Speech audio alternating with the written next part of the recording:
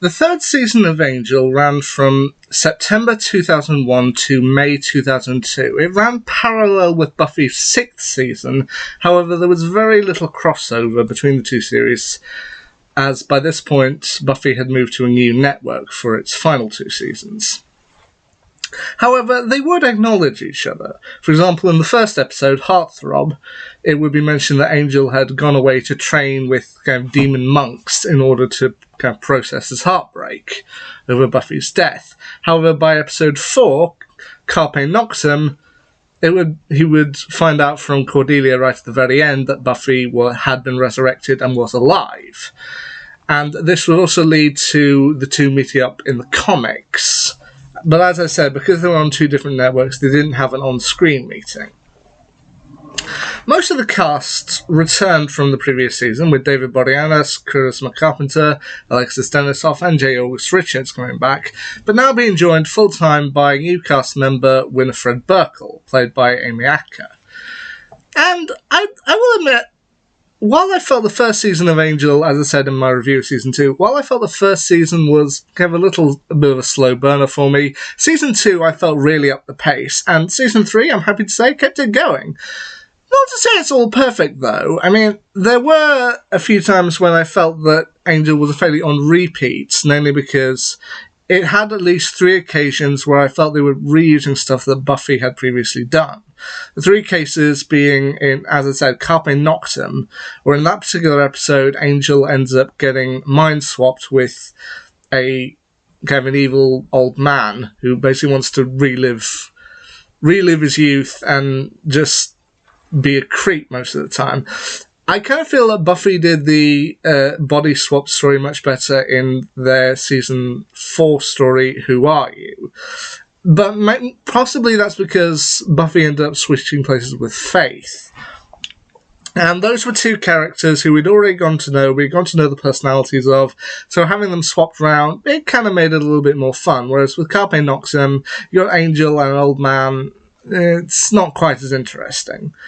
The second part where I felt they were a little bit on repeat was actually in one of my favourite episodes, Fredless, of Season 3. In Fredless, Fred begins to fear that she doesn't have a place on Team Angel, and even when her parents show up looking for her, she decides that maybe she should go home, fearing that she doesn't have a place there anymore. And part of me did feel like they were repeating some of the same story beats from the Buffy Season 5 episode, Family. In fact, partway through the story, that's where I assumed they were going.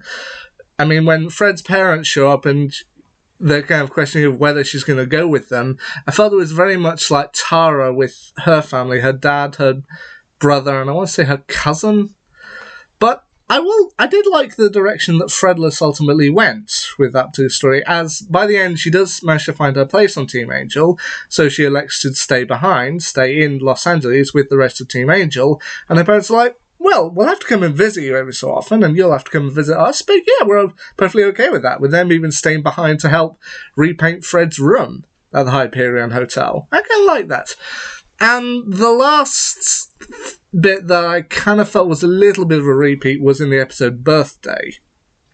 Essentially, on her birthday, Cordelia ends up being contacted by a demon named Skip, who suggests that maybe she can alter her timeline to stop herself from getting the powers from the powers that be. So she'll no longer have visions and she'll be able to live a normal life. Which, to me, did feel like a little bit of a repeat of the Buffy Season 3 episode, The Wish, where after meeting up with Anya, Cordelia ends up making a wish that ends up changing reality. You can kind of see where I'm going with that. But as I said, while there were a few things I felt were on repeats, most of this particular season I really enjoyed, and they got some really good characters in there. Although I will still admit, possibly my favourite character out of all the characters on Angel, I would say is probably Andy Halley's Lorne. He's a demon, but he's a fun demon. He's enjoyable, he's snarky, he can be sarcastic, and to be honest, I just love his energy. But as I said, we've got some returning from previous seasons, such as Andy Halley's Lorne, Stephanie Romanoff's Lila Morgan. Now, Lindsay McDonald isn't back in this particular season, but he is replaced by you have a new character named Gavin Park, played by Daniel Day Kim. He kind of acts as Lindsay's replacement, but to be honest, while Lindsay works in the previous season, they pulled away from that and gave Lila more of a chance to shine, which I think would work better for the series. Lila's an enjoyable character. There's one particular episode early on called Billy, where they encounter a character who is able to manipulate male minds into attacking females, which can be quite dark. I mean, especially with that particular story, Alexis Denisov and Amy Acker, I felt, did really well. While I personally am not a fan of horror movies, and I can't say I've ever seen The Shining, I was getting very kind of The Shining Jack Nicholson vibes from Alexis Denisov throughout that story. I thought they did it really well. But I do love that at the end, while it's shown that Angel isn't affected by Billy's actions, when Billy is about to do something more, Lila just comes forward and shoots him. And I'm like, that works. Like, I'm happy with that. There's more other characters introduced in this particular season include a demon named Sarjan, played by Jack Conley, a resurrected man from the past named Daniel Holtz, played by Keith Sarabica, a name I've almost certainly butchered, I apologise. Darla returns once again, played by Julie Benz. There's also the Gruselug, played by Mark Lutz. Laurel Holloman as a woman named Justine Cooper, who's coming out of revenge. And one final character, Connor. Now, Connor is very important to the arc of this particular season, because I do like how the kind of stories all melded together. It didn't feel like one storyline, stop, another storyline. It all felt like it flowed very naturally. Basically, you got the return of Julie Benz as Darla, and due to Angel's actions in the previous season, she shows up at the Hyperion Hotel heavily pregnant, to which that ends up causing a bit of trouble, and they're wondering how this happened, because in this version of vampirism, vampires shouldn't be able to conceive. So the fact that Darla is pregnant with Angel's baby, that causes kind of some tension for the team.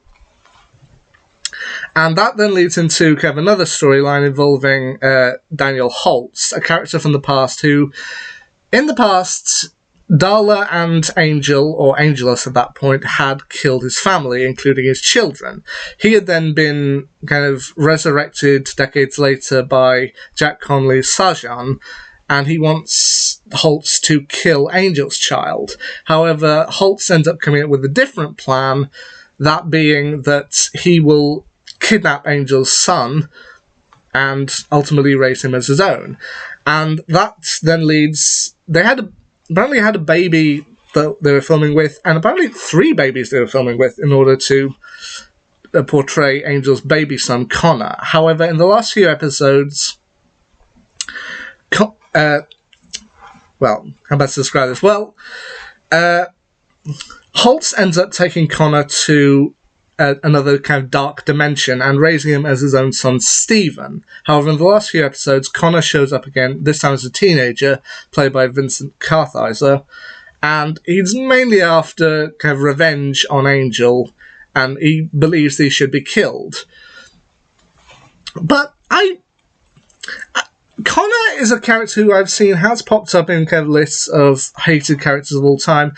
Personally, like Dawn also appeared in that. Buffy's sister Dawn also appeared in those lists.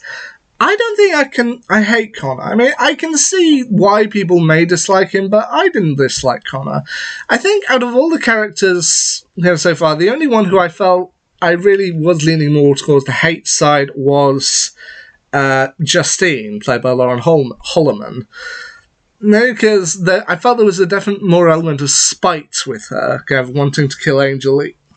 I mean, with the others, I can see why you could hate them, like with Holtz or the like, but each of them I kind of felt had a reason that they were doing, and you could understand it. And while that may be true for Justine as well, I felt, while the others I was leaning more towards sympathy, with Justine I felt a bit more on the dark side, especially with how the series ultimately ends here, leading into season 4.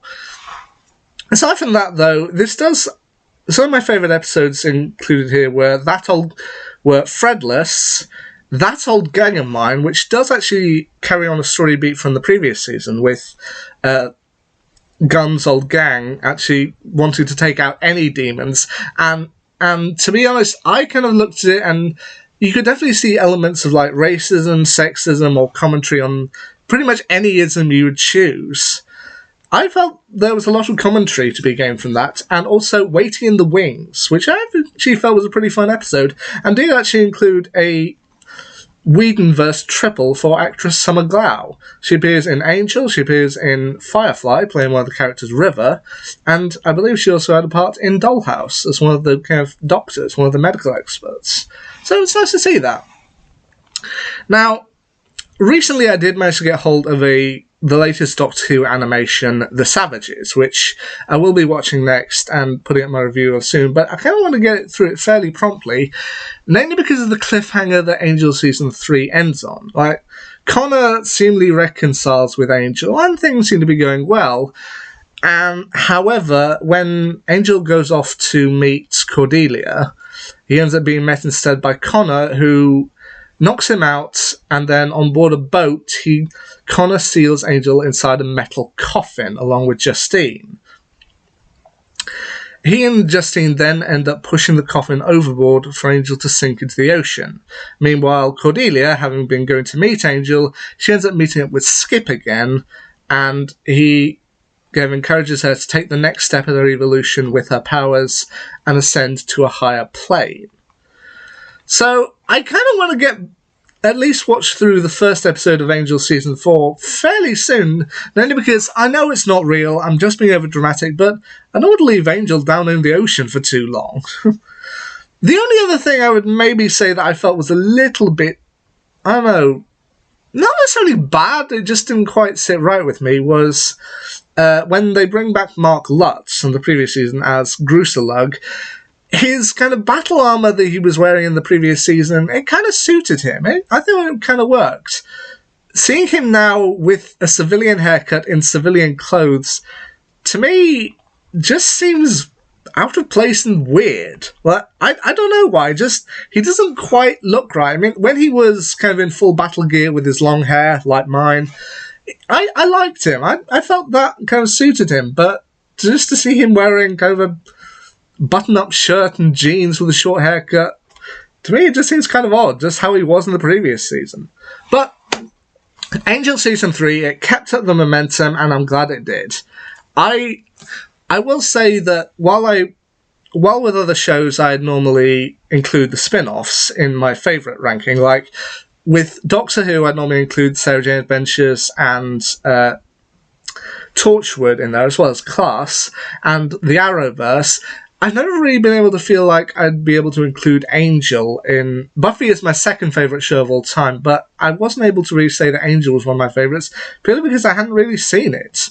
I know I've still got 2 seasons to go at this point, but I think by now I can say Buffy and Angel share my number 2 spot as my favourite show. Well, my second favourite show of all time. Can't wait to see what happens in Season 4, which I have got. I'll get to it shortly. But for now, that's a pretty dark way to end a season. Anyway, until next time, see ya.